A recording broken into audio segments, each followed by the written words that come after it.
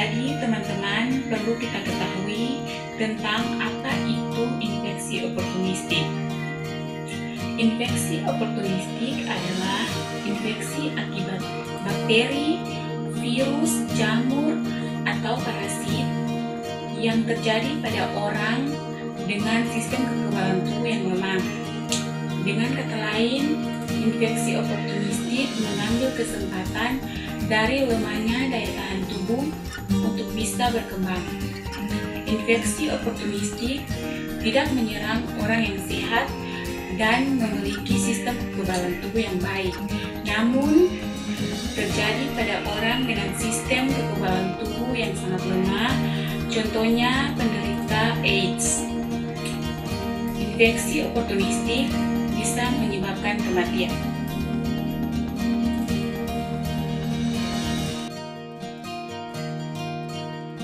Ada 4 penyebab infeksi oportunistik. Yang pertama yaitu protozoa seperti Toxoplasma gondii, Isopora belli, Cryptosporidium. Yang kedua, jamur seperti Candida albicans, Cryptococcus neoformans, Coccidioides immigratis, Histoplasma capsulatum, Pneumocystis caromi, atau sebelumnya diklasifikasikan sebagai protozoa.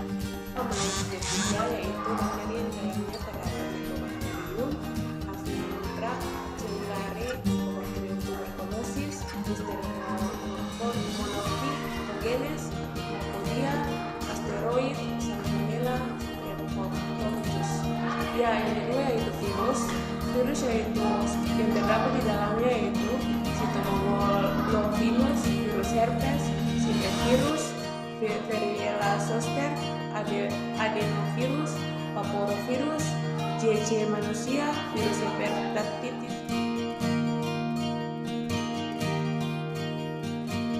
Di sini ada beberapa kondisi yang rentan terkena infeksi oportunistik. Ketika kuman penyebab penyakit masuk ke dalam tubuh orang yang sehat, sel-sel darah putih yang disebut limfosit akan memproses untuk melawannya sehingga infeksi tidak terjadi.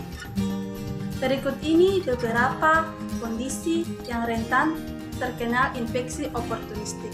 Yang pertama yaitu luka bakar, yang kedua menjalani kemoterapi, yang ketiga diabetes, yang keempat malnutrisi, yang kelima leukemia.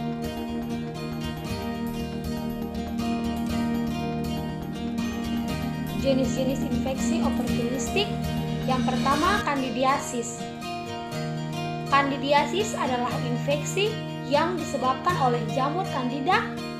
Infeksi kandidiasis oportunistik termasuk cukup umum ditemukan pada pasien HIV dengan jumlah kluster diferensiasi 4 antara 200 sampai 500 sel per milimeter kubik sampel darah.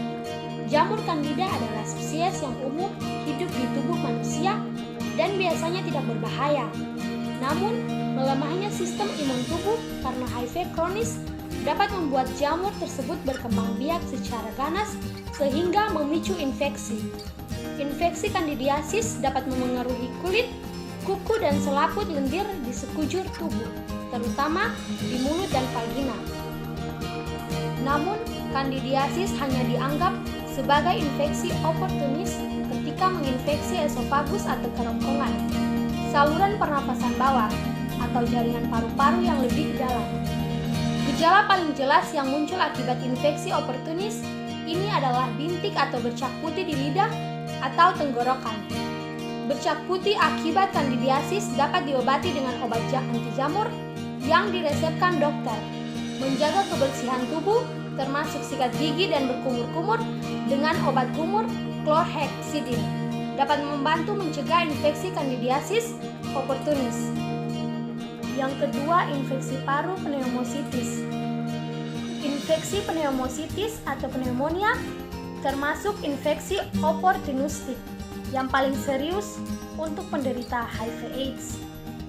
Infeksi ini dapat disebabkan oleh banyak jenis patogen berbeda, seperti jamur Coccidioidomycosis, Cryptococcus neoformans, Histoplasmosis pneumocystis gyrophysi.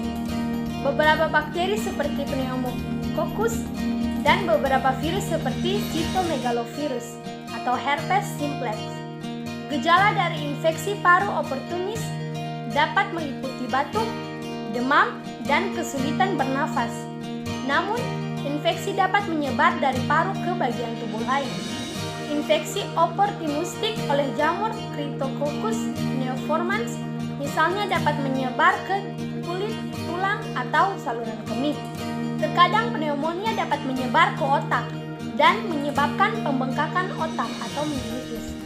Kabar baiknya, infeksi ini dapat dicegah dengan vaksin dan diobati dengan antibiotik. Semua ODHA yang berisiko mengalami infeksi oportunistik terkait peradangan paru-paru harus divaksinasi sebelum terlambat. Pasalnya, komplikasi berupa pneumonia atau PCP adalah penyebab kematian utama di antara pasien HIV stadium lanjut. Saat ini, terdapat vaksin yang efektif mencegah infeksi oportunistik dari bakteri Streptococcus pneumoniae. Pengobatan untuk infeksi paru harus cepat dimulai, cepat agar memberikan pasien peluang terbaik untuk pulih. Baik, di sini saya akan menjelaskan lanjutan dari beberapa jenis-jenis infeksi oportunistik, di antaranya tuberkulosis. Seperti yang kita tahu bahwa tuberkulosis adalah infeksi paru oportunis yang disebabkan oleh bakteri bernama Mycobacterium. Gejala tuberkulosis dapat meliputi batuk, kelelahan, penurunan berat badan, demam, dan berkeringat pada malam hari. Pada kenyataannya, hampir semua penderita HIV sudah memiliki bakteri tuberkulosis dalam tubuhnya, meski belum tentu aktif. Tuberkulosis dapat menjadi komplikasi serius pada pengidap HIV/AIDS karena bakteri tuberkulosis dapat lebih cepat menjadi aktif dan sulit diobati pada orang yang menderita HIV/AIDS dibandingkan pada orang yang sehat yang memiliki imun tubuh yang kuat. Infeksi oportunis berupa tuberkulosis juga dapat memengaruhi bagian tubuh lainnya seperti kelenjar getah bening, otak, ginjal, atau tulang. Berikutnya, herpes simplex. Herpes simplex virus merupakan virus penyebar penyakit kelamin. Herpes ditandai dengan munculnya kutil kelamin dan sariawan di daerah mulut dan bibir. Setiap orang memang bisa terkena herpes, namun lain halnya dengan penderita HIV yang berpeluang lebih besar untuk mengalami infeksi hepatitis dengan gejala yang lebih parah karena pada imun tubuh orang HIV/AIDS sangat lemah. Pada orang penderita HIV/AIDS, komplikasi herpes tidak hanya berupa pembentukan kutil kelamin, tapi juga risiko pneumonia dan kanker serviks.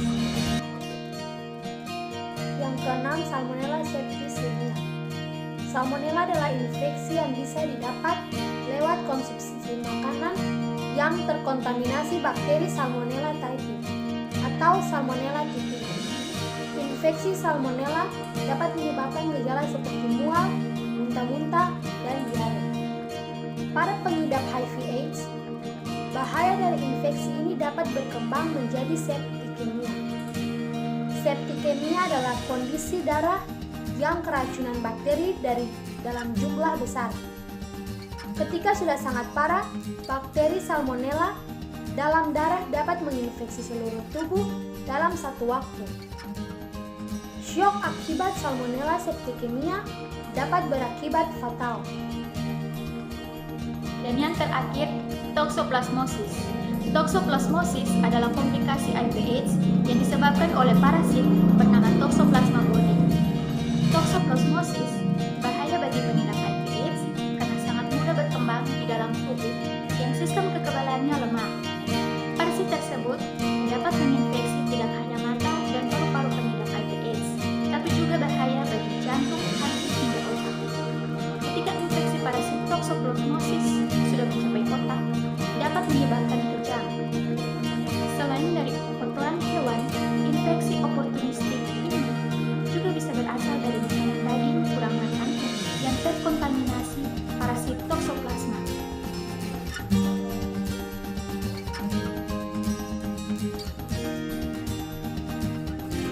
Pencegahan infeksi oportunistik. Jadi teman-teman, untuk mencegah terjadinya infeksi oportunistik ada beberapa langkah yang bisa kita lakukan. Pertama, terapkan gaya hidup yang sehat termasuk seks yang aman. Kedua, cuci dan masak makanan dengan baik. Pastikan kebersihan peralatan makan yang kita gunakan. Ketiga, hindari mengkonsumsi susu, daging, telur yang kurang matang atau mentah. Keempat, gunakan sarung tangan untuk mengambil kotoran hewan peliharaan dan jauhkan kucing dari dalam ruangan agar tidak membawa kuman yang membahayakan. Kelima, hindari berbagi penggunaan sikat gigi dan handuk dengan orang lain. Keenam, hindari menelan atau meminum air yang langsung berasal dari kolam, danau, atau